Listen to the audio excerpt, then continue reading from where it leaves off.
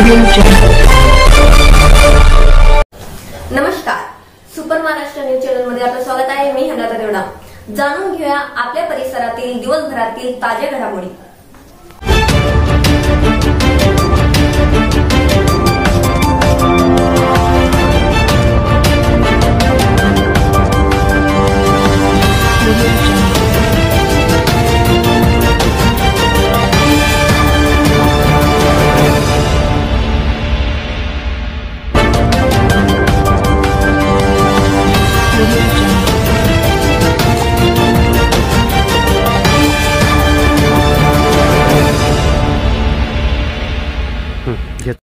ईशा जी, आपके हस्बैंड आपकी वॉशिंग को 10 में से कितने मार्क्स देंगे?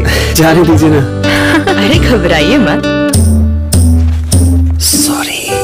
काश मैं महंगी टिकिया ले पाती। नई फेना सुपर वॉश टिकिया आजमाइए।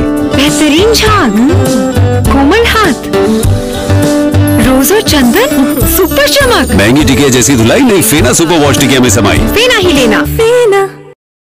नमस्कार मित्रांनो, मी आहे संभाजीनगर मधील जिल्ह्यामध्ये वाळूज येथे आपण बघू शकता जवळपास केक वळसेपासून पैठण आणि गंगापूर या तालुक्यामध्ये एक शेतकरी 30-35 वर्षापासून परेशान होते।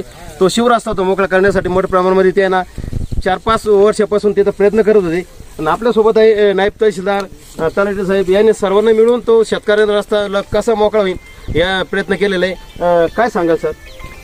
सपोडी या दोन्ही गावच्या मधलं म्हणजे एक पैठण तालुका आणि गंगापूर तालुका या दोघांच्या बॉर्डरवरचं हे गाव आहे हे।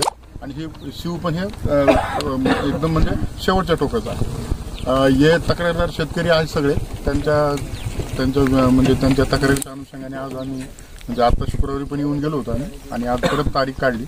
पैठणचे मोजणीचे म्हणजे याचे भूमी अभिलेखचे जे मोजणीदार होते ते आणि गंगापूरचे मोजणीचे लोक या दोघांच्या संयुक्त विद्यमान आणि आमचे तलाठी साहेब वाळूज आणि मंडळ अधिकारी पैठण आणि मी नायब तहसीलदार आम्ही तिघांच्या समोर आज शेतकऱ्यांच्या मदतीनं त्यांचा जो एक बराच जुना रस्ता होता तो आज आम्ही मोकळा करून दिलेला आहे। त्यामुळे हे लोकांच्या म्हणजे त्यांचा जो जाण्याचा जो प्रश्न होता पावसामध्ये तो मिटलेला आहे।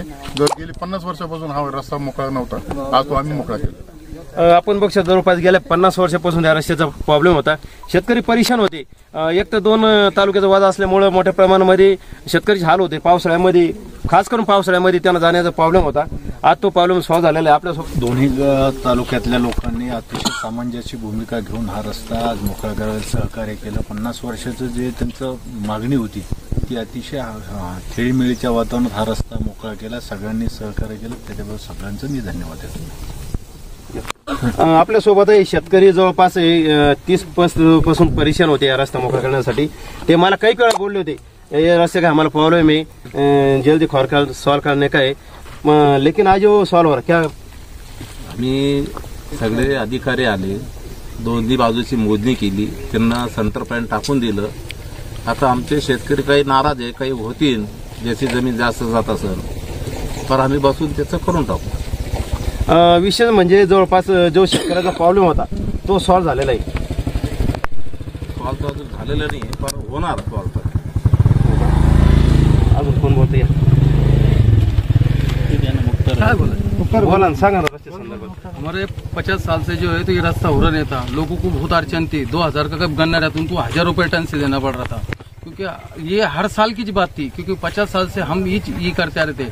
कोई घास का भी ले आने का है तो रोड पे ले आके बांध के करना पड़ता था, मगर अब ये रास्ता हुआ तो सबको आसानी हो जाएगी और कोई शेतकरी नाराज नहीं है। चलो 19-20 होता रहा, सब कर लेंगे, इसमें एडजस्ट कर लेंगे। आपण बघू शकतात आज नायब तहसीलदार सचिन वाघमारे सर, त्यानंतर मंडलाधिकारी पैठण, त्यानंतर आमचे तलाठी आप्पा वाळूचे यांनी सर्वांना मिळून जो शेतकऱ्यांना रस्ता हवा होता तो आज मोकळा करून दिलेला आहे।